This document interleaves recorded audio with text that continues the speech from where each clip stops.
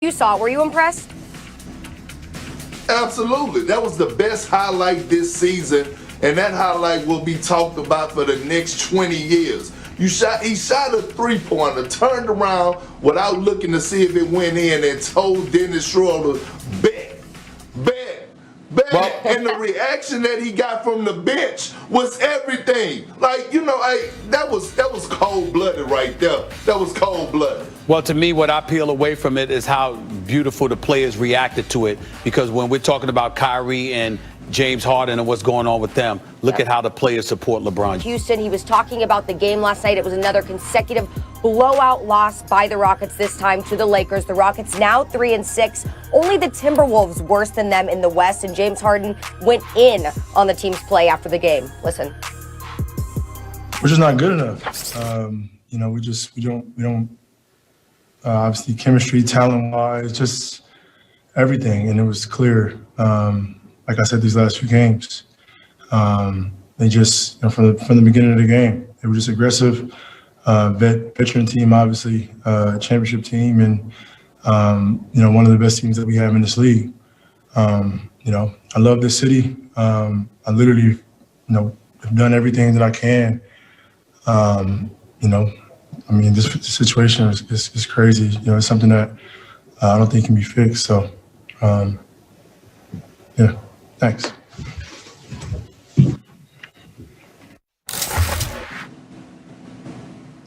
Max, how does this make Harden look? Makes him look bad right now. First of all, how are you showing up fat in the NBA? I don't understand. You're not a center or something like that. You're a combo backcourt player with you're dribbling all day and running up and down the floor, and improved defender. How are you, even if you play basketball on a daily basis in a rec league, it's hard to be fat. That's impressive, as a matter of fact.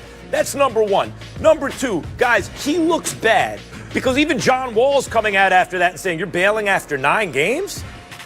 We need everyone to, pulling in the same direction. Everyone knows Harden doesn't want to be there. Here's the problem. Guys. And Stephen A., you brought up Dwight Howard earlier, and I brought up Westbrook and Chris Paul. Harden thinks he wants to play with guys, and then after a year, the other guy's even if he has a good relationship with him, like Westbrook does, I don't want to play with this dude anymore. This has happened time and again with Harden. So if you're another team looking at Harden, seeing he's a superstar, right? He plays on superstar level. You're thinking, do I want to mortgage the future to get this guy in here now? What if in a year or two, whoever we have here that makes this an attractive destination for him says, I don't want to play with that guy anymore? Now, it'd be one thing if I understand rolling the dice on that, if Harden was the type of dude who came through under pressure, like Game 7 against Golden State. Only reason they got that far because they were an undermanned team, even before Chris Paul got hurt. They got to a Game 7 against the KD, Clay, Steph, Dre Golden State Warriors. Won 73 games, added KD. Nothing could stand in their way. But they played a Game 7 in Houston, and Houston went 0 for 27. 0 for 27 from 3 at one point. Still only lost by single digits. If Harden was the type of cat who got hot that night and got him past Golden State, then maybe some of these teams would be like, and the dude is clutch.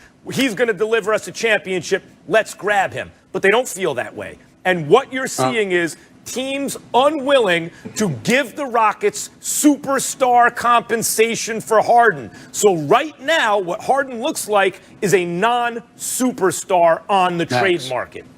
Max, I respect your opinions, and I don't disagree with you, but you're giving me your opinion. I'm trying to give you some information.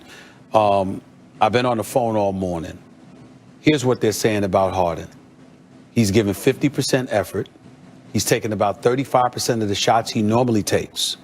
And because of that, his teammates, he's not getting along with them because he's made it very, very clear to them that he does not believe in them and that he doesn't want to play with them and he doesn't want to be there. He's considered somebody that's being good to the city of Houston because he loves H-Town.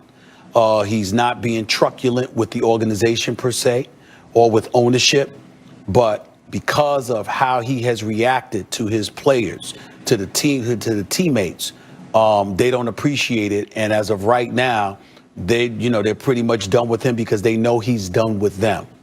As a result, Max, from what I'm being told, the Houston Rockets are strongly considering granting James Harden his request to let him sit out and not be with the team anymore until they're able to move him. They haven't made that decision yet. Maybe they have made it within the hour, or maybe they'll make it sometime today or tomorrow. But the situation has regressed to such a degree that as of right now, the Houston Rockets are contemplating as to whether or not they're going to let James Harden just stay home until they find a suitable trade in order to move him out of there. I think it's sad. I don't think he's handled this right. He's still averaging 24 and 10 on 44% shooting. He's still doing, I mean, that's only shoot 16 shots a game to show you how lethal he is. But I think it's a damn shame that Steven Silas, who waited 20 years as an African-American assistant in the NBA to get this opportunity, to be subjected to this. I don't think that makes James Harden look good in a lot of people's eyes. But I'm not going to completely absolve the Houston Rockets from this in this regard. They kind of created a culture. Mike D'Antoni is gone. That's his guy. Daryl Morey is gone. That's his guy. You should have moved him out too. They didn't. He desperately wants out. And as a result, being a little bit overweight, taking 35% of his shots, giving 50% effort, although we all find that inexcusable, we also find it relatively predictable when a star tells you he wants the hell up out of there. And he told you before the season even began, and you did not grant him his wish. Again, I'm not absolving KP, James Harden in any way. I'm just simply highlighting the situation for what it is right now. He wants to go to Philly. That would be his number one preference. Brooklyn would be number two, but the reason why Brooklyn isn't number one because Kyrie is causing problems up in Brooklyn. So Philly's his number one destination right now is preference. That's where we are. Well, I tell you one thing. Look, if I'm James Harden and I'm the Houston Rockets, right now they have no choice. Because what he did yesterday, they have no choice but to send him home and let him stay home. Yeah, he That's did it on not a purpose. good thing for James Harden. That's not a good thing for James Harden because he might come back looking like me, all right? But that's the first thing. Second thing is, he's bogus as hell, Stephen A. And he's not bogus for asking for a trade. He's not bogus for wanting to go compete for a title. Or he's not bogus for saying, you know, his time is up. He don't really want to be here in H-Town right now. I get that. But the number one rule, the number one locker room rule is you can never throw your teammates under the bus. And that's exactly what he did last night. And with him going to the podium and saying, we're not good enough, that's disrespectful to John Wall.